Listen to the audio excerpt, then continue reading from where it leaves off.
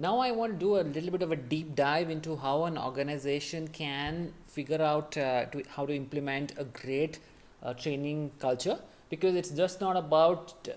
some employees doing it on their own, but it has to be like a top-down approach where it is being driven by the CEOs and business leaders, and it comes to the HR leaders, and then it comes to the team level or the business unit level, and also to the individual level. It has to be driven from an organization perspective. And gone are those days when you used to have a lot of trainers to come in and upskill the people, but now it's always about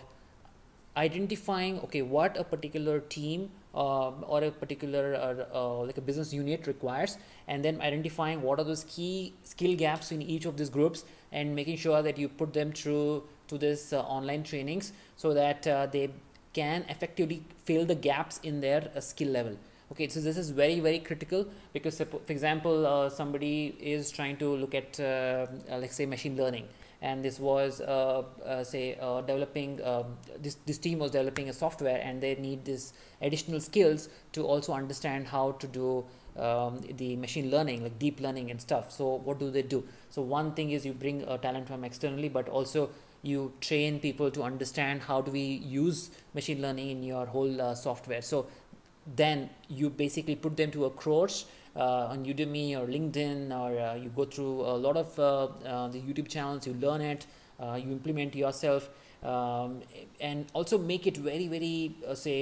palatable stuff. For example, don't make it like this whole huge course that it takes about 3 years for you to complete, but rather than that, break it down into this small, tiny,